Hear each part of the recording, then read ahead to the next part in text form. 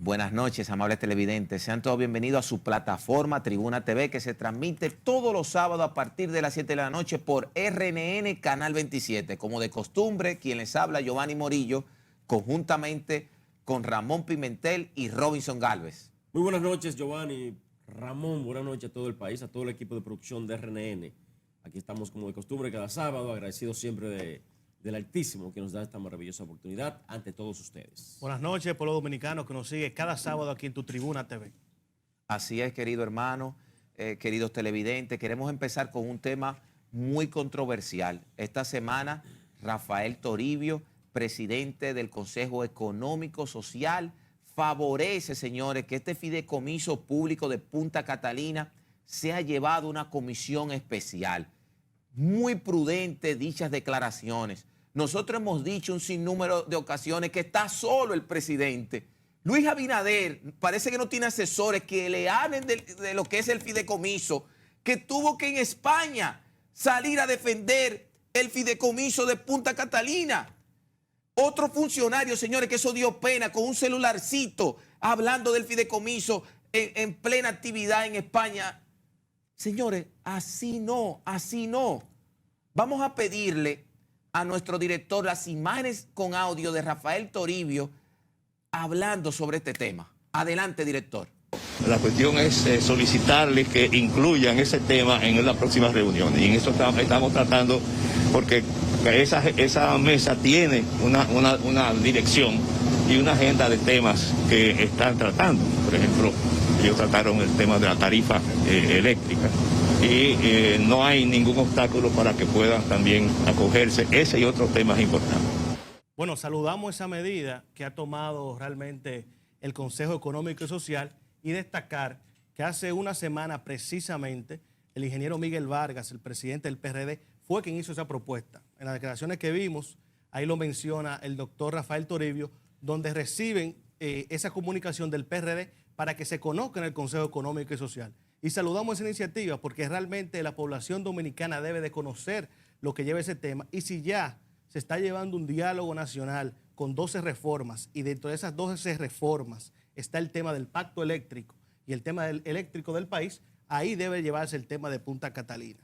Y nosotros precisamente en esta semana, el jueves, tuvimos la oportunidad de participar en el Consejo Económico y Social representando al PRD en la mesa de transformación digital. Y ahí fue que el doctor Toribio dio esas declaraciones, las que vemos con buenos ojos para que el pueblo dominicano pueda discutir a través de ese Consejo Económico y Social todos los temas concernientes al fideicomiso de Punta Catalina. Bueno, cuando el ingeniero Miguel Vargas Maldonado trató el tema públicamente, fue alrededor de hace unos días atrás. O sea, hace como 6 días. Sí, el ingeniero Héctor Guzmán y yo estuvimos hablando sobre el tema y a mí me pareció excelente, una propuesta muy atinada, una propuesta yo creo incluso oportuna por el tema que está en el tapete, que es Punta Catalina, pero además porque entendí que era un tema, que era razonable llevar esto a un consenso, que fue la decisión final que tomó el presidente del CES, el doctor Rafael Toribio, y qué bueno, porque este es un tema sin lugar a dudas que si el COVID unificó a la sociedad dominicana en cuanto a la lucha de la vacuna y esas cosas, este es un tema que la divide. Este tema divide a la sociedad dominicana. Increíble. Porque cada quien está tomando su partida, cada quien incluso tiene su conjetura sobre el particular, pero esto evidentemente porque no sé si es que no hay un interlocutor, aparte del presidente, que es el único que está moviendo en esto. Pero yo no sé si es que no hay un interlocutor del sector que pueda aclararle a este país la realidad sobre eso. Y yo creo entonces que el presidente es el único que le está diciendo al país las cosas como son respecto a ese tema. Pero el que tiene que hablar sobre ese particular, que es el ministro de Energía y Minas, en honor a la verdad, me ha dejado a mí hasta decepcionado. Porque no siento en él como la explicación amplia y acabada como para que la sociedad dominicana diga, estoy tranquilo. Entonces, lamentablemente, Ojalá que se lleve a un final feliz. Hay un corte también de las declaraciones del presidente del PRD, que será bueno el productor cuando pueda. Vamos a pedirle a nuestro director el corte con las declaraciones del ingeniero Miguel Vargas con relación al fideicomiso. Adelante, director. Declaración en ese sentido, sugiriendo que ese caso se lleve al consenso de la comisión que está en el pacto eléctrico, en el cual participaron todos los partidos políticos, la sociedad civil, y que la maneja el Consejo Económico Social del país, que es donde se determinó en el diálogo nacional que se iban a tratar todos los temas de carácter de energía y de carácter eléctrico del país. Ahí pudieron observar las declaraciones del ingeniero Miguel Vargas, presidente del PRD. Todos los televidentes, quédense muy atentos. Vamos a retornar con una entrevista especial a un gran economista. Estamos hablando de Antonio Ciriaco Cruz, que muchas veces pensamos que economista como él necesita el presidente de la República. Muchas veces observamos que el presidente está solo. Muchos temas controversiales vamos a tratar aquí en esta tribuna con este gran economista Antonio Ciriaco. Adelante, director.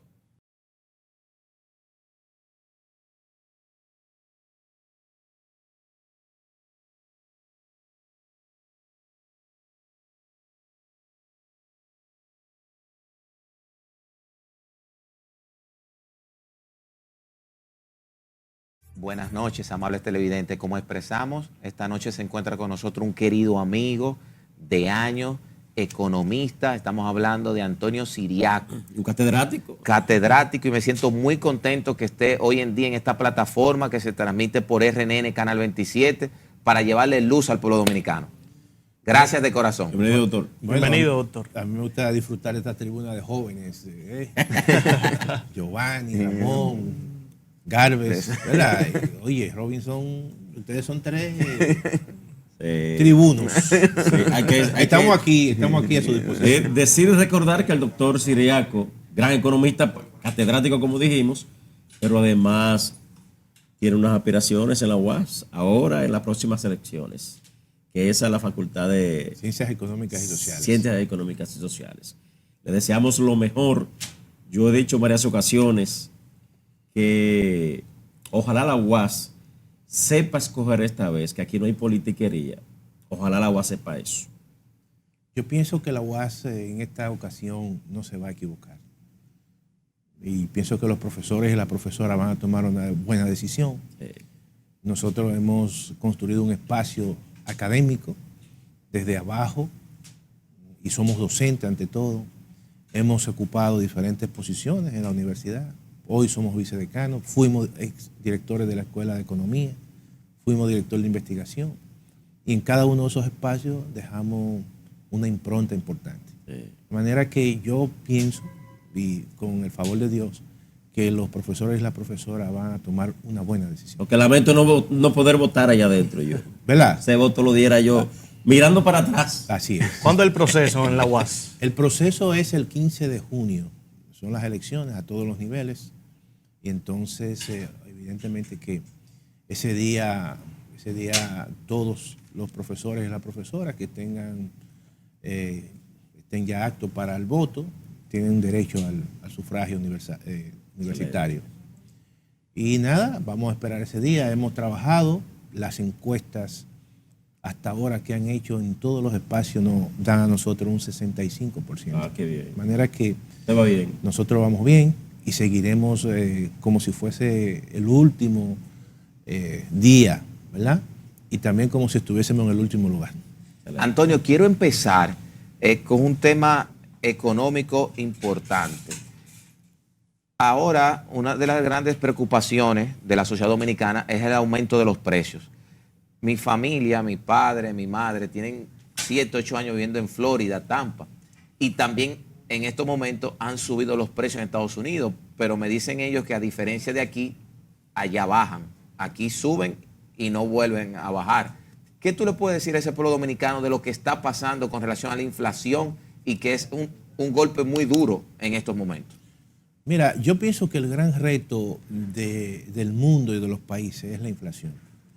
Por situaciones incluso post-pandémicas. los mercados quedaron bastante desconectados. Por ejemplo, las grandes cadenas de suministro estaban concentrados en China, y eso no es bueno. Y los países se han dado cuenta.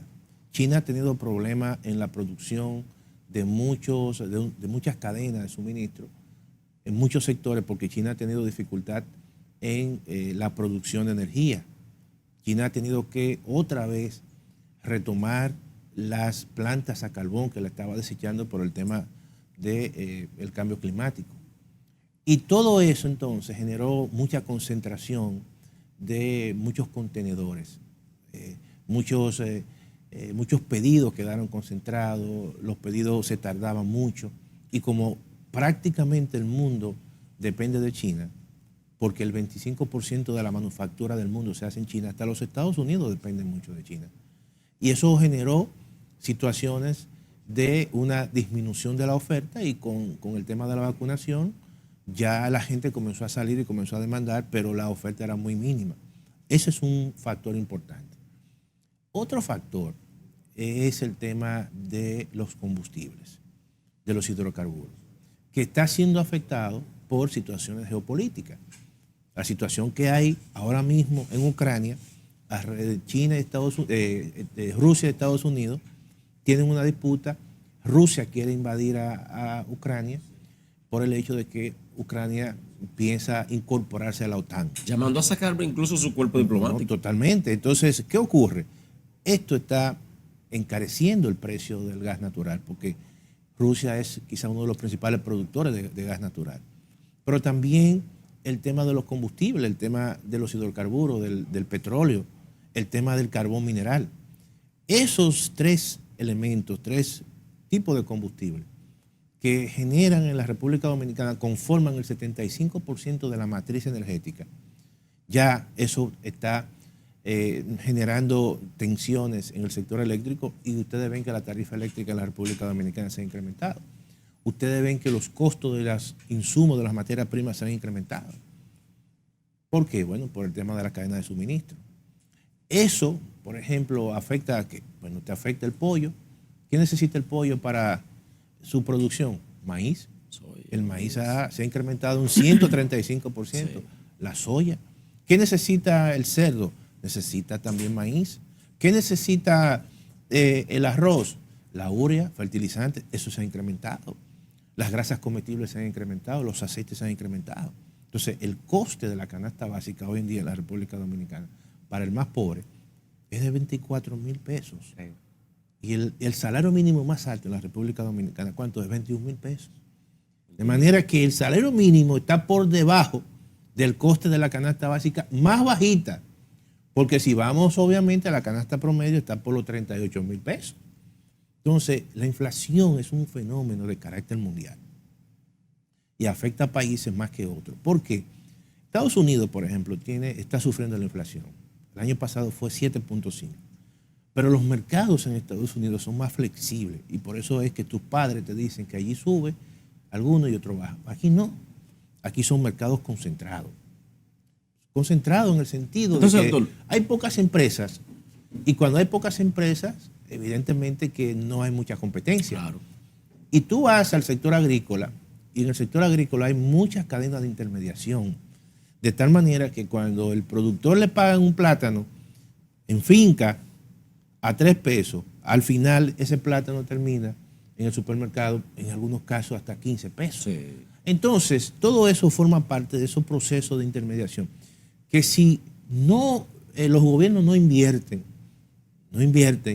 en mejorar la cadena de suministros, de comercialización, entonces cuando ocurran esas situaciones, los precios siempre se van a mantener altos. Claro, cuando Antonio Guzmán sustituyó a Balaguer en el 78, una de las cosas que buscó Antonio Guzmán estratégicamente para paliar la situación económica de la época fue aumentar el salario a la empleomanía, al sector público. Salario mínimo. Que era el que le correspondía, claro, obviamente. Y eso entonces ayudó a dinamizar la economía de la época, precisamente por los altos costos de la canasta básica o familiar. Entonces, ahora el Banco Central, don Héctor Valdés Alviso, desde Lionel está insistiendo en que el gobierno haga un aumento significativo para que se pare la situación, se dinamice la economía. Pero han hecho caso omiso, lo hizo Danilo, el caso omiso, y lo está haciendo ahora Luis Abinader. ¿Qué usted recomienda en ese sentido, doctor? Yo siempre he sido partidario de que los aumentos de salario sean generales. Porque, ¿Público y privado? Sí, claro, generales. Okay. Cuando se diga un aumento de salario general. Porque ¿qué ha ocurrido? Que tradicionalmente en los últimos años los aumentos de salario han sido sobre la base del el salario que se discute en el comité de salario, que es un salario al sector no sectorizado. Exacto. Entonces allí se reúne el gobierno a través del Ministerio de Trabajo, el sector empleador y el sector trabajador. Entonces decretan, llegan a un acuerdo de un salario mínimo al sector no sectorizado. Eso no incluye la construcción, ni incluye el turismo, ni incluye el sector zona franca. Entonces, pero no es un salario general, solamente el sector privado. Y el sector público entonces no siente tampoco ese incremento de salario. De manera que cuando tú decretas un incremento de salario a nivel general, entonces ahí sí tú estás impactando a toda la economía. Y ahí se puede dar lo que tú estás diciendo, Robinson, de que un incremento de salario dinamiza la economía. Y mucho más cuando el pobre lo recibe. Claro. No es lo mismo que yo reciba un incremento de salario que lo reciba un pobre, porque yo tengo capacidad de ahorro. Claro. Pero el que es pobre inmediatamente va al colmado, al supermercado y lo gasta. Y eso dinamiza realmente el comercio. De manera que es un salario y es un incremento de salario que no es como dicen muchos empresarios, eso lo beneficia a ellos, porque tú lo gastas y vuelve otra vez generalmente en términos de venta y de ingresos. Mucha gente habla de los efectos inflacionarios en Estados Unidos. ¿Qué tanto afecta la economía norteamericana a República Dominicana? Pues dicen cuando cuando los Estados Unidos tose, aquí da una gripe. Oye, ¿cómo se maneja eso en términos reales económicos? Mira, te voy a decir lo siguiente. Nosotros, aunque formalmente no estamos integrados a Estados Unidos, pero de manera informal, nosotros estamos integrados a la economía norteamericana, por varias razones. En primer lugar, ¿cuántos dominicanos y dominicanas viven allí? Casi 2 millones. El número de remesas, el trabajador dominicano en Estados Unidos, una parte de sus ingresos lo envía a la República Dominicana. El año pasado aquí ingresaron 10.400 millones de dólares en remesas. Entonces, si la economía norteamericana crece, eso impacta. En primer lugar, viene más turistas a la República Dominicana, porque el principal destino de los americanos en el Caribe es la República Dominicana. Oye bien, hay dos formas que te estoy mencionando que cuando la economía norteamericana crece, nos beneficia a nosotros. Pero también las exportaciones de zonas francas prácticamente están dirigidas al mercado norteamericano. Entonces, obviamente que un crecimiento de la economía dominicana beneficia muchísimo a la economía dominicana. Los estudios, por ejemplo, que nosotros hemos hecho como economistas, te dicen que si la economía norteamericana crece 1%, la República Dominicana te crece 1.6%. De manera que, supongamos lo siguiente, el año pasado la economía norteamericana creció alrededor de casi un 6%. Si ellos crecieron un 6%, tú multiplicas 6 por 1.5 y ese fue el crecimiento que tuvo la República Dominicana. Producto precisamente del crecimiento de Estados Unidos. Y las remesas también. Claro, pero ahí se incluyen las remesas, porque las remesas es un componente del salario de los dominicanos que trabajan allí. Entonces se lo envían a sus familiares. La remesa fue prácticamente el sostén el año pasado. Del año pasado, claro, en todo el COVID. Claro. Incluyendo el mismo 20 cuando el COVID estaba en su buena. Pero también se incrementaron las exportaciones. Más de 11.000 millones de dólares. Y las zonas francas tuvieron un crecimiento récord. ¿Pero por qué? Porque creció la economía norteamericana. No fue porque sencillamente fue por obra, ¿verdad? No. Crece la economía norteamericana y entonces eso tiene un impacto en la economía dominicana. Vamos a ir, querido Siriaco, una pequeña pausa y vamos a retornar con muchos temas controversiales en esta gran entrevista, una entrevista especial esta noche en la plataforma Tribuna TV. Adelante, director.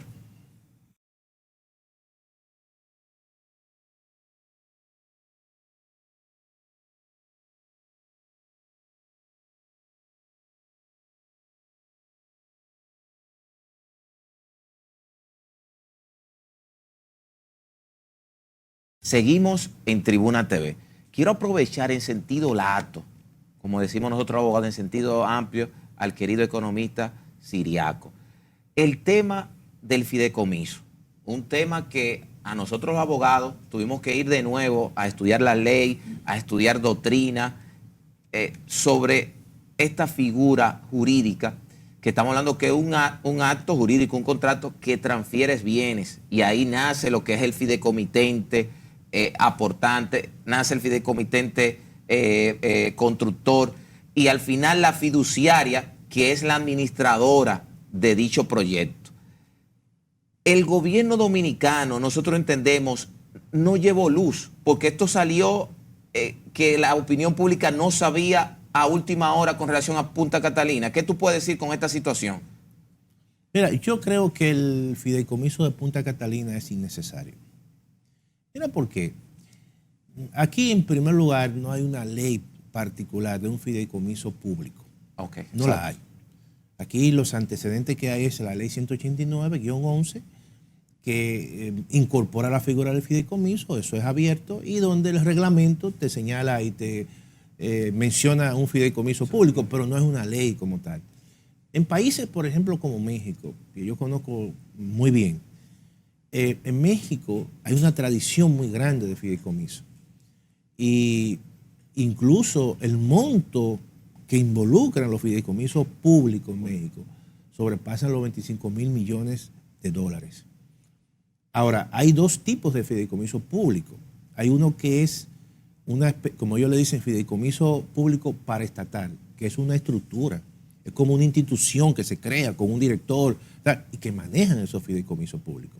O determinado tipo de ministerio. Claro, una dirección, pero es una estructura. Y hay otros que no la tienen. Entonces, evidentemente, y cada fideicomiso tiene un comité técnico en toda parte del mundo. Ahora, ¿qué ocurre? Eso es un modelo de negocio, porque tú puedes incorporar como modelo de negocio una sociedad anónima.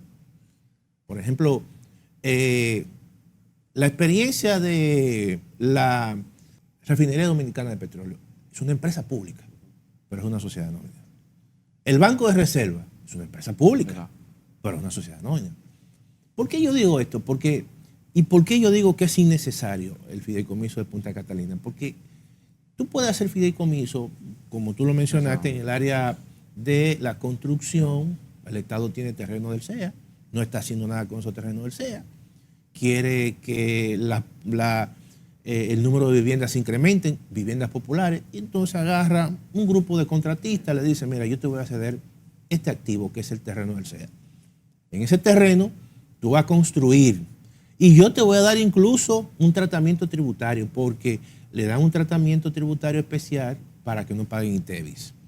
Ahora tú me vas a construir, yo hago un esfuerzo que te cedo ese activo, pero la construcción que tú vas a hacer ahí tiene que ser de bajo costo, porque yo te estoy dando el terreno y te estoy dando facilidad tributaria.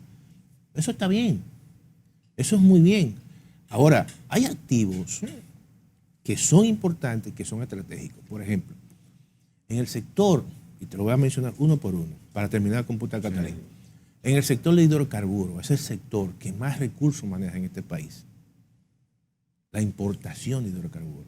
Ahora, ¿cuál es la estrategia o el negocio estratégico que tiene el Estado Dominicano?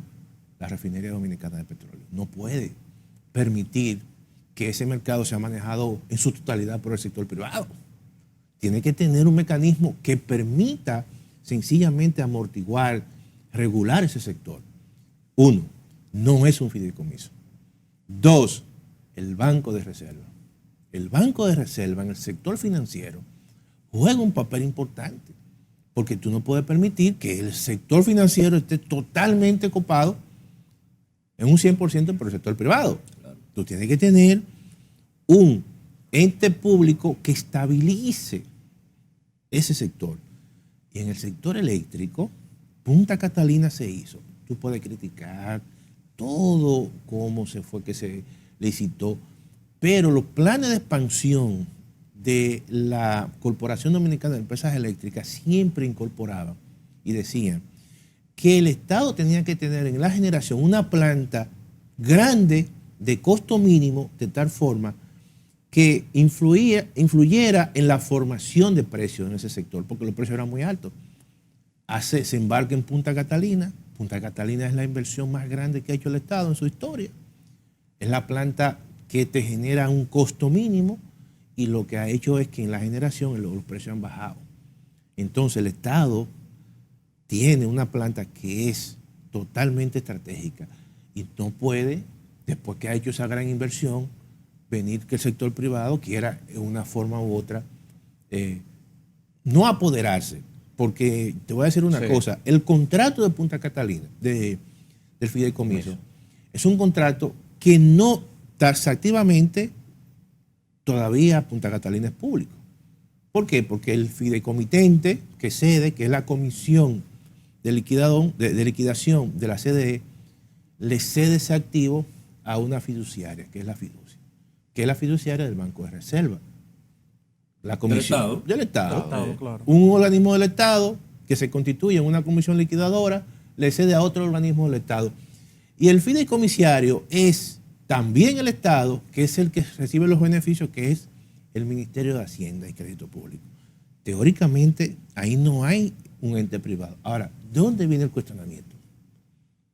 En que le dicen, mira, al margen de eso, puede haber un fideicomitente adherente, ahí viene el problema, privado, y que ese comité, ese fideicomitente adherente privado puede ser autorizado por un comité técnico.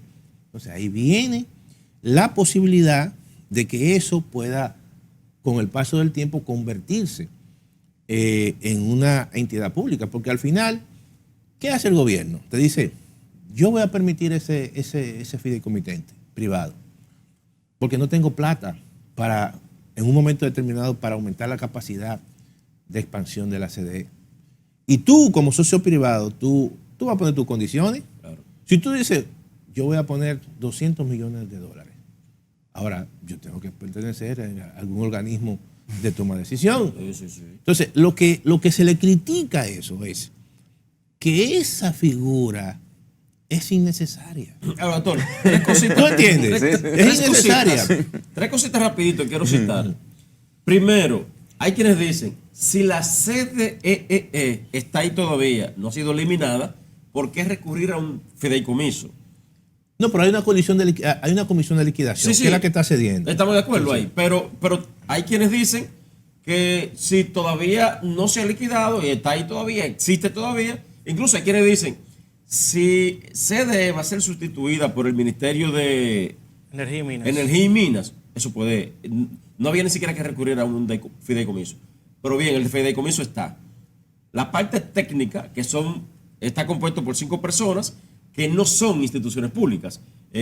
Por ejemplo, el ejemplo que más se ha tomado ha sido el DRD Vial, que es la parte técnica está compuesta por obras públicas, Hacienda y la fiduciaria. Por el sector, por gente pública. La fiduciaria de reservas. En la parte económica hay una supervisión de la propia obra pública, etc.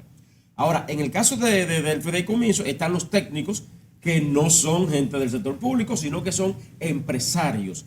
Y el tercer factor que quiero citar es de que, según el contrato, los 5 miembros de esa comisión técnica pueden decir, yo no sé en qué tiempo es, pero pueden decir en un momento determinado, bueno, miren, ya no podemos ir por la fiduciaria Banreservas, vámonos por otra. O sea que se pueden llevar eso al sector privado fácilmente, sin que el gobierno, sin que el Estado, sin que el sector público, ni siquiera el Congreso, le puede decir a ellos, no, ustedes no pueden. O sea, estamos ante un caso que en cualquier momento la sociedad dominicana puede perder eso. No, pero entonces, es bueno que eso... No, pero yo pienso, Robinson... No se ha aplicado bien desde el gobierno. Que esas son las cosas que dan un margen para fines de mejorar y de mejoría. Yo creo que sí. Y eso son críticas, evidentemente, que son innecesarias. Esos son elementos que se ponen ahí de forma innecesaria. Porque te voy a decir una cosa. El fideicomiso de RD Vial se hizo así, con esa característica. No. O sea, el comité técnico, que hay un comité técnico, pero no tiene ese poder. Y se le ha sacado mucho beneficio. Claro, entonces yo pienso que todas las críticas que se le han hecho a ese contrato es para fines de mejorarlo. Y yo pienso que eso se va a mejorar, es lo que yo creo. Por eso yo digo que para mí eso era innecesario hacer eso. Y mucho más en una planta que desde mi punto de vista es estratégica. Y en segundo lugar, ¿para qué tú haces un fideicomiso? Esa es la pregunta. Tú haces un fideicomiso porque en algún momento determinado tú piensas que tú no tienes plata para tú ni ampliar la capacidad, ni para iniciar, ni para emprender ese activo, ni para gestionarla. Entonces, pero eso no es el caso de Punta Catalina. Punta Catalina, oye bien, te genera a ti casi $300 millones al año. Wow. Entonces, ¿cuál es el problema de una planta que está generando tiene un flujo de efectivo tan grande que te genera su propio mecanismo para seguir reinvirtiendo? Entonces no tiene sentido porque ¿qué ocurre con los fideicomisos? Mira, yo puedo heredar unos terrenos, pero yo soy una persona pobre, yo no tengo plata, yo no puedo ir, si voy a un banco, el banco me dice, ¿y usted qué tiene? ¿Qué ganancia usted me da? Entonces yo busco una persona, ¿verdad? Yo como fideicomitente busco una persona o una empresa que diga, mira, yo te voy a hacer esto, hagamos un contrato y tú me vas a gestionar eso. Y en esa gestión entonces tú te encargas de buscar un beneficiario. Entonces esa persona va al banco y le dice, mira, ya ¿verdad? Es una constructora. Sí. Y esa constructora te va a decir, bueno, mira, yo te consigo el préstamo, tal cosa. Y entonces constituyen dónde esos beneficios van a ir, que es un fideicomisario. Y esa persona, ese fideicomisario, que puede ser una empresa, reparte los beneficios. Tiene lógica. Sí. Porque tú no tienes recursos para tú explotar eso. Claro, claro. Pero en el caso de Punta Catalina, la misma empresa te genera los recursos. En el caso del Banco de Reserva, te genera millones de pesos de utilidad. Y en el caso de la Refinería Dominicana de Petróleo, te genera millones de pesos. Entonces yo creo que lo más adecuado hubiese sido, o es, constituir eso como una sociedad anónima. ¿Por qué? Porque la garantía, en primer lugar, la sociedad anónima, yo no soy abogado, pero evidentemente sí, lo poco que sé, le puedo decir que es menos complicada, hay menos personas involucradas, no hay tantos nombres que la gente se pueda confundir, un fideicomitente, un fideicomisario, una fiducia. No, usted constituye su empresa, una sociedad anónima, y usted le dice, si quiere ampliar su capital, le dice, Ramón, Robinson, Giovanni, vengan, ¿ustedes quieren invertir? Ok, va. Y tú le das una acción. Ahora yo me mantengo como el principal accionista. Y eso pasó con la refinería, con Venezuela. Le dieron participación, sí, pero hasta un 49. Con PDVSA. Sí, pero eso es verdad. Hasta un 49. En el Banco de Reserva también. Entonces, si tú haces ejercicio con Punta Catalina, oye bien, ¿qué es el gran problema de este país? Tú haces un ejercicio con Punta Catalina y dices, bueno, vamos a convertirla en una sociedad anónima. Vamos a emitir acciones. Y esas acciones se las vamos a vender a dominicanos ausentes a través de la Bolsa de Valores en la República Dominicana. Tú apoyas la Bolsa de Valores porque está emitiendo acciones de una empresa que tiene beneficios. Y tú estás buscando dinero de gente que debe tener mucho dinerito debajo del colchón en Estados Unidos. ¿Tú sabes qué es lo que pasa aquí? ¿Y cuál es el problema? ¿Y por qué mucha gente está atacando eso? Porque en todas las participaciones del Estado dominicano, en todas, cuando abre la posibilidad de participación accionaria, son familias tradicionales. ¿Quién es el socio? Perencejito de tal. ¿Quién es el socio? El mismo Perencejito de tal. ¿Quién es el socio? El mismo Perencejito. Yo le voy a hacer una pregunta. Ustedes ahora mismo pueden comprar una acción de Microsoft. Yo he comprado acciones de Microsoft en una plataforma. Una de las empresas quizá más capitalizada y más rentable del mundo. De Apple, de Tesla, del universo. ¿Tú sabes lo que se llama eso? Oferta pública. No es que son públicas, es que sus acciones están ofrecidas al público.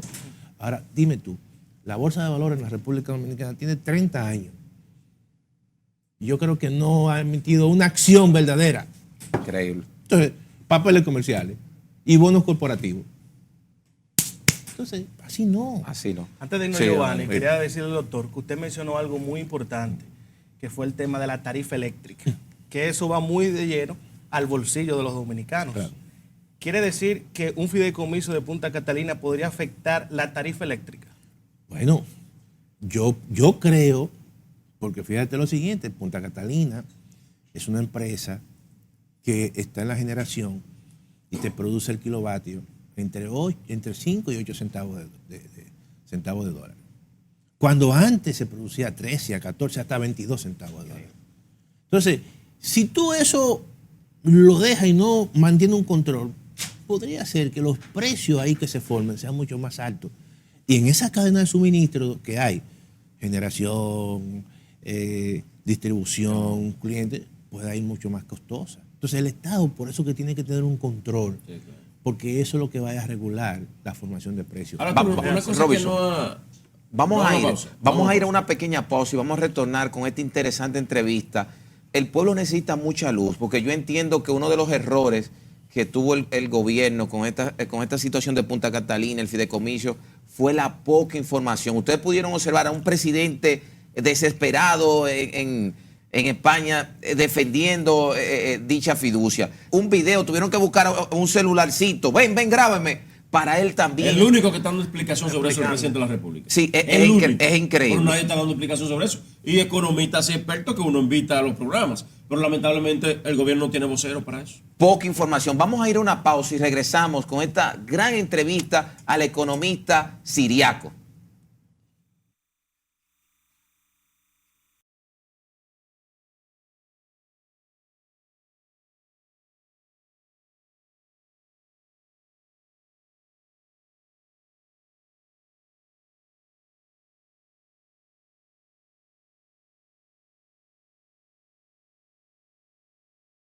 Bien, señores, continuamos. Doctor, una de las cosas que la gente se mantiene, tal vez no en confusión, pero sí un poco en shock con el caso de que esa parte técnica va a estar encabezada por Celso Marrancini, a quien ya muchos se le han llamado Lutero, por aquello de la iglesia y hermano de Lutero.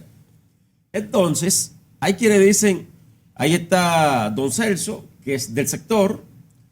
Tengo yo la información de que hay un magnate en el este que tiene un representante ahí, un magnate del sector eléctrico del este que tiene un representante ahí en esos 5. Entonces estamos hablando de que el sector, esa parte técnica va a estar en manos de personas del sector propiamente. Entonces, lo malo ha sido la poca explicación, información del fideicomiso per se, de que Celso Marrancini, que es del sector, esté encabezando la comisión, o qué es lo malo en esto, doctor? No, yo creo lo siguiente, esas 5 personas que pueden ser muy honorables, sí, claro, muy serios, no se le está dudando esa parte. Yo lo que creo es que los servidores públicos tienen que ser servidores públicos. Uno de los problemas que ha habido en este país, generalmente, es que muchos organismos reguladores han sido capturados por el sector privado. Entonces eso genera situaciones y te pone en dilemas y te genera muchas situaciones de conflicto de intereses y eso hay que evitarlo generalmente. Yo lo que creo es que también poner nombres en un contrato es innecesario. Ustedes son abogados, muchos de ustedes. Fácilmente se le pudo poner el comité técnico y que posteriormente, mediante un concurso público, usted presente los requisitos de aquellos miembros que van a estar en ese comité técnico. Las cosas hay que hacerlas así. El mundo de hoy es el mundo de la transparencia. El mundo de hoy es el mundo de los ciudadanos. Los ciudadanos siempre están auscultando muchas cosas porque las redes sociales le han dado un poder de manera individual. Yo tengo un poder en las redes sociales, tú tienes un poder, tú tienes un poder, tú tienes un poder. Entonces ya nada se puede ocultar. Entonces, mientras más transparente, mucho mejor. Yo creo y pienso yo que todas esas críticas constructivas que le han hecho es para que tenga un margen de revisión de ese contrato y mejorar el contrato. Y no es que uno está en desacuerdo con el fideicomiso como una figura, como un modelo de negocio. Lo que sí, en mi caso, es que en activos estratégicos, empresas estratégicas, tienen que estar en manos del Estado y tienen que estar sujetos a otro modelo de negocio más simple, como son las sociedades anónimas. Eso es lo que yo pienso. Y en este caso el contrato tiene muchos elementos que evidentemente generan muchas dudas, mucha suspicacia desde el comité técnico, el poder que se le da al comité técnico, de los miembros del comité técnico y hasta del socio adherente. Todo eso son espacios de mejora y yo creo que al final todo esto se va a revisar, es lo que yo creo. En esta semana escuchamos la declaración del presidente del Consejo Económico y Social, el doctor Rafael Toribio, Correcto, donde expresa de que el tema del fideicomiso de Punta Catalina va a ser llevado al Consejo Económico y Social. Eso a raíz de los temas que han ocurrido en los partidos políticos que han estado en contra de este proceso. ¿Qué se puede esperar de cuando eso llegue al Consejo Económico y Social, el fideicomiso de Punta Catalina? Mira, eso es un paso importante. Tú sabes que con la reforma del año 2010, la reforma del 2010 que se incorpora a la Constitución del 2010, la Constitución es interesante porque incorpora derechos económicos, incorpora figuras que antes no estaban, donde se dirimen los problemas nacionales, que es el Consejo Económico y Social. Ya esa figura, incluso recién fallecido, Agripino Núñez Collado, que era el gran mediador, pero en esa época aquí no habían instituciones. Pero ahora está el Consejo Económico y Social. En el Consejo Económico y Social confluyen muchos sectores. El sector social, compuesto por muchas organizaciones de la sociedad civil, el sector empresarial, el sector de la educación, de las instituciones educativas, universidades, el Poder Ejecutivo. Entonces es un órgano mucho más democrático. Entonces ahí tú vas a encontrar muchas sugerencias, pero al final, evidentemente, va a salir un contrato mucho mejor y más vinculante con lo que es el bien común. Y de eso se trata, en ese sentido. Ese es el papel de esos organismos, como tú has mencionado. Finalmente, Ciriaco, sabemos que el presidente de la República tiene muchos asesores.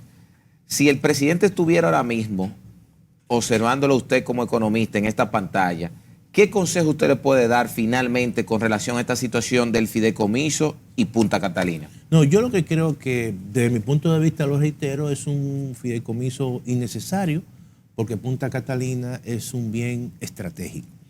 Y yo recomendaría que los bienes estratégicos sencillamente sean y estén siempre en manos del Poder Ejecutivo, del Estado, pero en este caso con un modelo de negocio como el que ya hay, como el que tiene la Refinería Dominicana de Petróleo y como tiene el Banco de Reserva, que son dos entidades públicas, empresas públicas en sectores estratégicos y que generan altos beneficios al Estado dominicano. Y el caso de Punta Catalina es muy parecido, entonces yo creo que más que hacer un fideicomiso, quizá lo más recomendable es hacer una sociedad anónima de esa empresa. Ciriaco, quiero entrar ya a lo que es ya el escenario social y económico del país.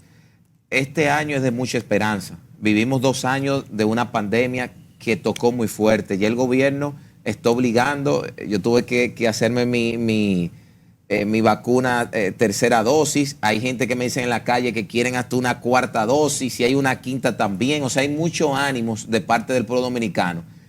¿Podemos esperar una reactivación de la economía este año? O sea, que la República Dominicana salga adelante.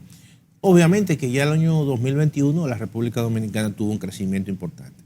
Yo siempre he dicho que la mejor política económica en estos momentos de cualquier gobierno debe ser la vacunación.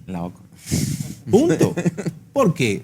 Porque en la medida que todos nosotros estemos hablando aquí con la confianza del año 2019 prepandemia, es porque estamos vacunados. Claro. Sí. Y eso también va a permitir que la economía no se cierre. Y eso va a permitir que los negocios, incluso aquellos negocios que fueron afectados por el toque de queda, los negocios básicamente del sector de entretenimiento, de recreación, estén abiertos.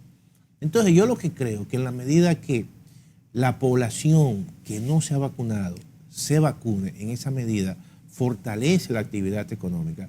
Posiblemente esta economía este año termine con un crecimiento de un 5.5, siempre y cuando, evidentemente, la gente se vacune, porque eso es lo que nos va a proteger a nosotros de otras variantes que puedan surgir, uno no sabe.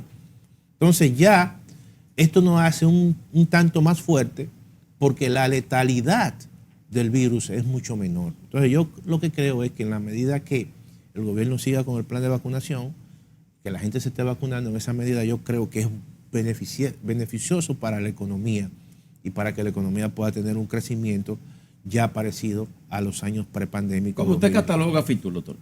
No, yo creo que Fitur, esos son ferias importantes, las que hacen en Madrid, las que hacen en Alemania, las que hacen en Francia. Sí. Francia es el principal, la potencia turística en Europa, y luego le sigue España, le pisa los talones de España. De manera que la República Dominicana esos espacios no los puede perder. ¿Por qué? Porque la República Dominicana es la potencia del Caribe. Nos fue bien en esta feria nosotros. Bueno, como país. Lo que hay que, siempre en las ferias no va bien, lo que hay que ver sus resultados. El retorno. Y sus resultados hay que verlo al final del año. Porque no es solamente fotos y videos. Mira por qué todavía nosotros no hemos recuperado el número de turistas prepandémicos. O sea, hay que tener cuidado, puede haber mucha propaganda. Sí. En el año 2019, la República Dominicana recibió 7.600 millones de dólares en turismo y casi 6.5 millones de turistas. En este año, el año pasado, que fue un año de recuperación, fueron 5 y 5.000 millones. Todavía hay un espacio, a pesar de todo eso que tú ves, para la recuperación, porque que ya no depende de nosotros. Depende de países de donde procedan los turistas. Claro. Si Canadá está cerrado o semicerrado, si Europa está semicerrada, si Estados Unidos hay dificultad y hay muchas restricciones, entonces la gente viaja menos. Lo que hay que, vuelvo y reitero, que la gente se vacune en el mundo. Sí. Claro. Y el tema de la inflación, ¿se prevé que perdure eso, el 2022 ese completo? Es el gran reto del gobierno. Wow. Que por cierto, Estados Unidos... La inflación es el gran reto del gobierno, eso es un dolor de cabeza. La inflación posiblemente, si sigue esa tendencia, va a ser parecida a la del año pasado y cuidado si puede llegar a 2 dígitos. ¿Y el gobierno está tomando las medidas necesarias? Lo que pasa es que los gobiernos no tienen mucha capacidad para eso. Dios. Porque todo eso, por ejemplo, el gobierno, hay un incremento cada semana del precio de los combustibles. Bueno, el gobierno dijo que no lo iba a subsidiar, pero la realidad es más elocuente y tuvo que subsidiar. Este mes los subsidios rondaron los 1.000 millones de pesos. Si tú lo analizas y sigues esa tendencia, posiblemente el monto de subsidio para que no se incrementen los precios sea muy parecido al del año pasado, 14.000 millones de pesos. Y cuidado, porque si la cosa se agrava, que esperamos que no, evidentemente que eso va a tener un fuerte impacto en las finanzas públicas. La alerta de Estados Unidos, doctor, ¿qué le pareció? Bueno, eso significa que hay tambores de guerra. Y cuando hay tambores de guerra, sí, entonces eso hace que precios que son muy volátiles, como el petróleo, que son muy volátiles a ese tipo de anuncios, se incrementan de precio. Cuando Rusia hace un anuncio así, o cuando Estados Unidos hace un anuncio así, no es bueno.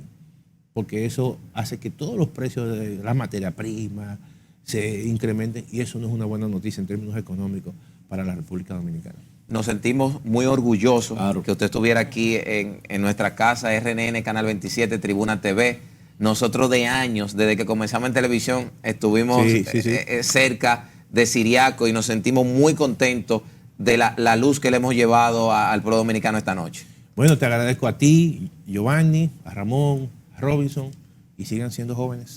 Gracias, doctor. Gracias, bienvenido doctor. Siempre. Gracias al pueblo dominicano que estuvo con nosotros, como de costumbre. Estuvo Robinson Galvez, Ramón Pimentel y quien les habla, Giovanni Morillo. Será hasta una próxima entrega.